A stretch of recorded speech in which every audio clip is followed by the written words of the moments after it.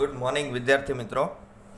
તો last time આપણે જે વાત કરેલી એ પ્રમાણે અવરોધ, ઓહમનો નિયમ ને એ બધું વસ્તુ ભણી ગયા, એની મર્યાદા ભણી ગયા, વિદ્યુત પ્રવાહ ઘનતા ભણી ગયા. વિદ્યુત પ્રવાહ ઘનતા અને ડ્રિફ્ટ વેગ વચ્ચેનો સંબંધ, ડ્રિફ્ટ વેગ કોને કહેવાય, મોબિલિટી કોને કહેવાય, આ બધા ઇક્વેશન તમારે એકદમ કમ્પ્લીટ યાદ રાખવાના છે. બરાબર.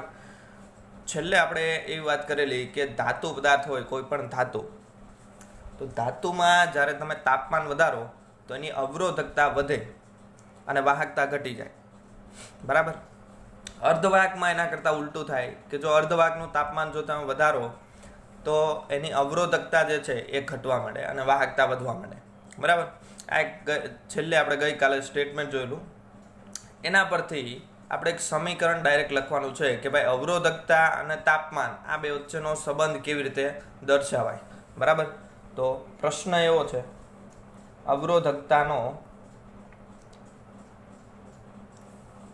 તાપમાન સાથેનો સંબંધ.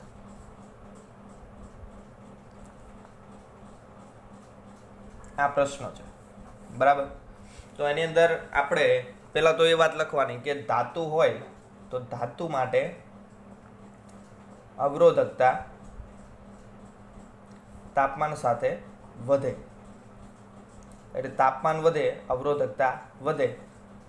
અને બીજી વાત, અર્ધવાહકની વાત કરીએ તો અર્ધવાહક માટે અવરોધકતા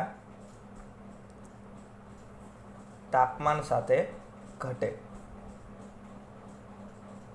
ચલો, આ એક વાત થઈ ગઈ. હવે એક સમીકરણ છે, એ સમીકરણ એ તાપમાનના નાના ફેરફાર માટે લાગુ પાડી શકાય. મતલબ કે તાપમાનનો ગાળો જે છે એ બહુ મોટો હોવો જોઈએ નહીં. બરાબર. તો તાપમાનનો ગાળો નાનો હોય ત્યારે, હવે આ જે સમીકરણ છે અવરોધકતાનું, યાદ રાખવાનું છે, ρ t ઇઝ ઇક્વલ ટુ ρ0 કૌંસમાં 1 plus alpha t minus t0. સમીકરણ યાદ રાખવાનું છે. ρ t is equal to ρ0 1 plus alpha t minus t0. એની અંદર ρ t જે છે, ρ t એટલે શું છે? ρ એટલે અવરોધકતા અને t એટલે મતલબ t તાપમાને અવરોધકતા. આપણે કીધું ને તાપમાન બદલાય અવરોધકતા બદલાય, એટલે કોઈ પણ t તાપમાને અવરોધકતા, એને ρ t કહી દઉં છું. અને ρ0 એટલે શું છે? તો કોઈ પણ t0 તાપમાને, t0 એટલે સંદર્ભ તાપમાન,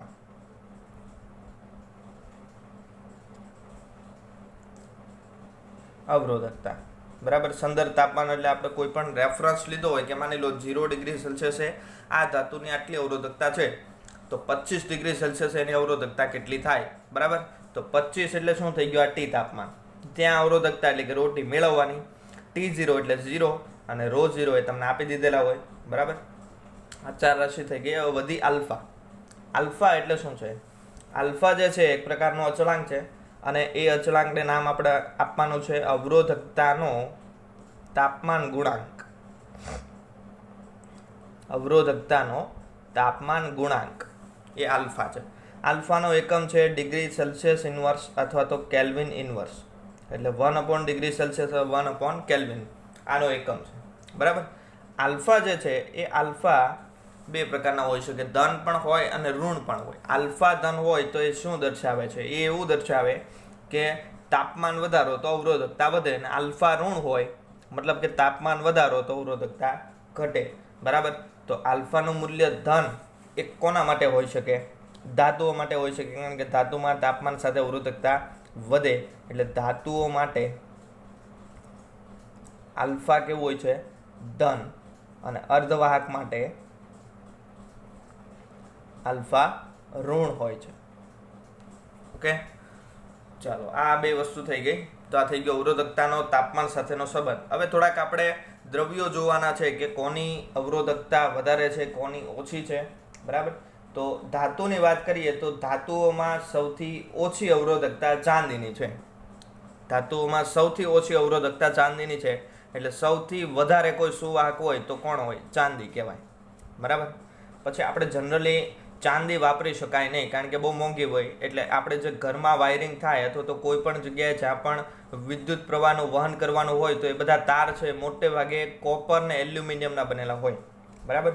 તો સૌથી વધારે સુવાહકતા છે એ ચાંદીની, પછી બીજા નંબરે આવે કોપર અને ત્રીજા નંબરે આવે એલ્યુમિનિયમ. આ ક્રમ જે છે જરાક તમે યાદ રાખવાનો છે.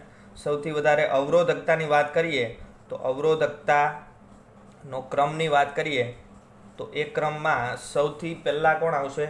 એટલે ઓછી અવરોધકતાવાળું આપણે પહેલાં લેવાનું છે ચાંદી. બરાબર, ચાંદી કરતાં અવરોધકતા કોપરની વધારે છે, એના કરતાં એલ્યુમિનિયમ, બરાબર, અને એના કરતાં ટંગસ્ટન, આયરન, પ્લેટિનમ, મર્ક્યુરી અને છેલ્લે આવશે નાઇક્રોમ. આજે એક છે ક્રમ યાદ રાખવાનો છે તમારે, બરાબર. અને નાઇક્રોમ ને મેંગેનીનની લગભગ થોડીક ડિફરન્સ છે, એટલે એની પછી આવશે મેંગેનીન, બરાબર. આ જે ક્રમ છે એ તમારે યાદ રાખવાનો છે. નાઇક્રોમ ને મેંગેનીન છે એ બંને મિશ્ર ધાતુઓ છે, એટલે આપણે ધાતુમાં લઈ લઈએ, બરાબર. એટલે મર્ક્યુરી સુધીનો જે ક્રમ છે એ તમારે યાદ રાખવાનો છે, કોની અવરોધકતા કેવી રીતે બદલાય છે, બરાબર. ચાલો પછી અર્ધવાહકની વાત કરીએ તો અર્ધવાહકમાં સૌથી ઓછી અવરોધકતા કાર્બનની છે, બરાબર. બીજા નંબરે જર્મેનિયમ અને silicon. C carbon, germanium GE અને SI સિલિકોન, બરાબર. એટલે કાર્બન, જર્મેનિયમ, સિલિકોન આ અર્ધવાહકનો ક્રમ છે. અને અવાહકની વાત કરીએ તો સૌથી ઓછી અવરોધકતા છે શુદ્ધ પાણીની, પછી ગ્લાસ, પછી રબર, NaCl અને પીગળેલ ક્વાર્ટઝ. ઓકે, જો કે આપણે એટલો બધો ક્રમ યાદ રાખવો નથી, માત્ર ખાલી કમ્પેરિઝન યાદ રાખવાનું કે ચાંદી જે છે ધાતુઓમાં સૌથી વધારે સુવાહક, બરાબર.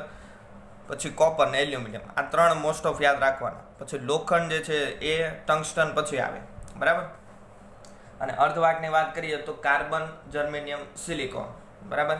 એટલે આ એક ક્રમ પણ યાદ રાખવાનો છે, કાર્બન, જર્મેનિયમ અને સિલિકોન. ચાલો, આ થઈ ગયો એક સવાલ કે અવરોધકતાનો તાપમાન સાથેનો સંબંધ, બરાબર. આ એક આખો પ્રશ્ન થઈ ગયો.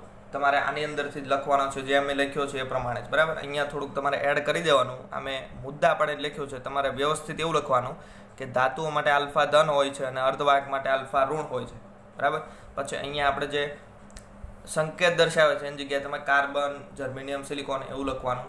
ઓકે, એટલે હવેથી આપણે એવું કરશું, હું આવી રીતે સવાલ લખું, તમારે આવી જ રીતે લખવાનો છે, પણ થોડુંક મેં જો શોર્ટમાં લખ્યું હોય તો તમારે થોડુંક લોંગ લખવાનું, બરાબર. એટલે આ પ્રકારે હવે ફોલો કરવાનું છે. ચાલો, ત્યાર પછીનો સવાલ છે કે અવરોધકતા જે છે, આપણે વાત કરીએ એમ કે ધાતુને અર્ધવાહક માટે અલગ અલગ ગુણધર્મ ધરાવે, તો એનો એક ગ્રાફ જોઈએ. ગ્રાફ છે ρ વિરુદ્ધ T ના ગ્રાફ, બરાબર. પહેલો ગ્રાફ આપણે લઈએ ધાતુઓ માટે. તો ધાતુઓ માટે ગ્રાફ કેવો આવશે? તો અહીંયા અવરોધકતા લઈએ, તાપમાન આપણે લેવાનું છે કેલ્વિનમાં, અને અવરોધકતાનો એકમ થાય ઓહમ ઇન્ટુ મીટર, બરાબર. હવે આ અવરોધકતા છે એ ઇન્ટુ 10⁻⁸ માં લેવાની છે, ઇન્ટુ 10⁻⁸ માં. કારણ કે જનરલી અવરોધકતા જે છે એ કોઈ પણ ધાતુની લઈ લો તો એ 10⁻8 ક્રમમાં આવે. કે ચાંદી છે તો ચાંદીની અવરોધકતા આવે 1.7 અથવા તો 1.6 ગુણ્યા 10⁻8. એટલે ધાતુઓ માટે અવરોધકતા 10⁻8 ના ક્રમમાં આવશે, એટલે આપણે ઇન્ટુ 10⁻8 ઓહમ ઇન્ટુ મીટર લખીએ, બરાબર. ચલો 0. તમે ગ્રાફ જુઓ તો ગ્રાફ કંઈક આ પ્રકારનો આવશે. ચાલો, આ ગ્રાફ શું દર્શાવે છે? જોજો, આ કેલ્વિનમાં છે, બરાબર. 273 કેલ્વિન કરીએ ત્યારે 0 ડિગ્રી સેલ્સિયસ થાય. મતલબ કે ધાતુઓ માટે 0 કરતાં નીચા તાપમાને આખો જે ગ્રાફ છે 0 કરતાં નીચે આવી જાય છે, બરાબર. કેલ્વિનમાં છે એટલા માટે 0 કરતાં નીચા તાપમાને ગ્રાફ સુરેખ મળતો નથી. મતલબ કે ધાતુઓ માટે અવરોધકતા તાપમાનના સમપ્રમાણમાં નથી. કેવી રીતે? આવી રીતે વધે છે. ઓકે, 0 કરતાં નીચા તાપમાન. હવે ઓરડાના તાપમાને વ્યા જઈએ આપણે, 25 થી 27 ડિગ્રી સેલ્સિયસની વચ્ચે જઈએ તો આ જે આલેખ છે કેવો લગભગ સુરેખ બની જાય, સ્ટ્રેટ લાઇન બની જાય, બરાબર. એટલે આ બે વસ્તુ યાદ રાખવાની ધાતુઓ માટે ρ વિરુદ્ધ T ના આલેખમાં, કે 0 ડિગ્રી સેલ્સિયસ કરતાં નીચા તાપમાને આલેખ સુરેખ મળતો નથી. અને બીજી બાબત કે ભાઈ ઓરડાના તાપમાને લગભગ સુરેખ થઈ જાય છે.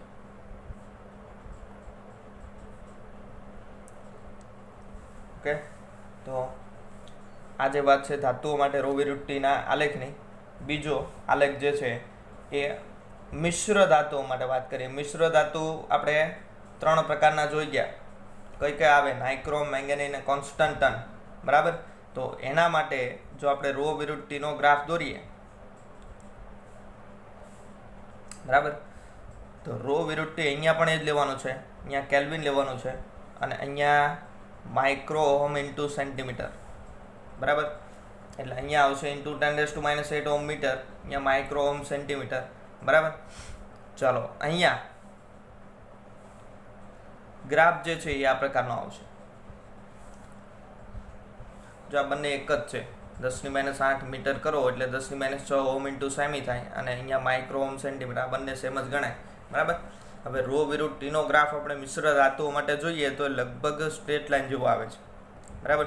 એટલે આ ગ્રાફ શું દર્શાવે છે કે જુઓ, તમે અહીંથી તાપમાન વધારો છો, પણ અવરોધકતા જે છે એ લગભગ જો આમ પેરેલલ ટાઈપ જ કહેવાય, સમાંતર ટાઈપ જ કહેવાય. થોડો ઘણો ડિફરન્સ છે. એટલે અવરોધકતા મિશ્ર ધાતુઓ માટે તાપમાન સાથે બહુ લાંબો ફેરફાર થતો નથી એવું કહી શકાય. બરાબર.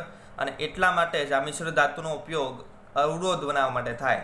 કારણ કે અવરોધ જે છે એનું નિશ્ચિત મૂલ્ય હોવું જોઈએ. જો તાપમાન સાથે એનું મૂલ્ય બદલાય તો અવરોધ નકામો. અને એટલા માટે એવું દ્રવ્ય વાપરવું પડે કે જેની અવરોધકતા અને અવરોધ તાપમાન સાથે બહુ લાંબો ફેરફાર થાય નહીં.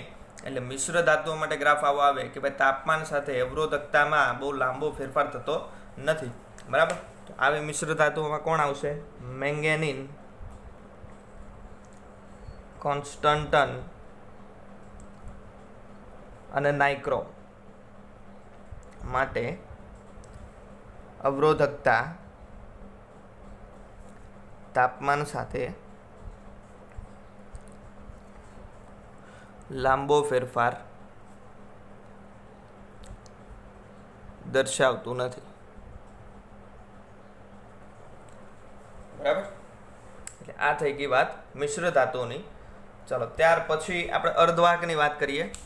તો ત્રીજો ગ્રાફ અર્ધવાહક માટે. અર્ધવાહક માટે અવરોધકતા અને તાપમાન વ્યસ્ત પ્રમાણ, તાપમાન વધે તો અવરોધકતા ઘટી જાય. એટલે એનો ગ્રાફ જે ધાતુઓ માટે હતો એના કરતાં એક્ઝેક્ટ ઉલટો ગ્રાફ આવશે. એટલે રો વિરુટ્ટીનો ગ્રાફ અહીંથી શરૂઆત થાય ને અહીંથી આમ જશે. બરાબર. તો આ થઈ ગયું રો વિરુટ્ટીનો ગ્રાફ અર્ધવાહક માટે. એટલે અર્ધવાહકની અંદર શું મુદ્દો બને કે અર્ધવાહક માટે અવરોધકતા તાપમાન સાથે અથવા તો તાપમાનના વધારા સાથે ઘટે છે. તો આ એક 2 માર્ક્સનો સવાલ બની ગયો. બરાબર. કે રો વિરુટ્ટીના 3 ગ્રાફ દોરો, ધાતુ, મિશ્ર ધાતુ અને અર્ધ ધાતુ અથવા તો અર્ધવાહક માટે. ઓકે. ચાલો, આ વાત થઈ ગઈ તાપમાન અને અવરોધકતા વચ્ચેનો સંબંધ. ચાલો, ત્યાર પછી હવે નવા ટોપિક પર આપણે શિફ્ટ થઈએ છીએ. નવો ટોપિક એવો છે, અત્યાર સુધી જે આપણે વાત કરી એ ધાતુઓનું વર્ગીકરણ ને અવરોધ ને આ બધાની વાત હતી. હવે આપણે ઉર્જા અને પાવરની વાત કરવાની છે કે વિદ્યુત ઉર્જા અને વિદ્યુત પાવર, આની સમજૂતી આપવાની છે. હવે આગળ તમે ઉર્જા ભણી ગયા અને પાવર પણ ભણી ગયા, કાર્ય ઉર્જા પાવરમાં. પણ એ ઉર્જા અને પાવર કેવા હતા? યાંત્રિક ઉર્જા અને યાંત્રિક પાવર હતા, મિકેનિકલ હતા. હવે અહીંયા જે આપણે વાત કરવાની છે તે વિદ્યુતની વાત કરવાની છે. ટોપિક છે વિદ્યુત ઉર્જા અને વિદ્યુત પાવર સમજાવો.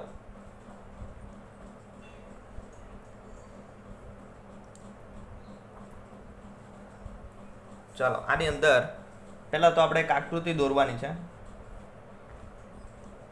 આકૃતિની અંદર એક નળાકાર વાહક તાર આપેલો છે, કોઈ પણ સુવાહક છે. 2 પોઈન્ટ છે, એ અને બી બિંદુ. બરાબર. અહીંથી આ દિશામાં પ્રવાહ I જેટલો જાય છે. ઓકે. આ છેડાનું સ્થિતિમાન V(A) અને આ છેડાનું સ્થિતિમાન V(B). ચલો, આ પ્રકારની એક આકૃતિ દોરવાની. આકૃતિની થોડીક રચના સમજાઈ દેવાની કે આકૃતિમાં ધારો કે A અને B જે છે એ કોઈ સુવાહકના 2 અંત્ય બિંદુ અથવા તો છેડાના બિંદુ છે. બરાબર. A અને B જે છે એ કોઈ સુવાહક છે એના છેડાના બિંદુઓ છે. વિદ્યુત પ્રવાહ જે છે A થી B તરફ જાય છે. અને એનું સ્થિતિમાન VA અને બીનું સ્થિતિમાન VB છે. એટલે કોઈ પણ આકૃતિ દોરો એટલે સૌથી પહેલાં આકૃતિનું વર્ણન કરી નાખવાનું કે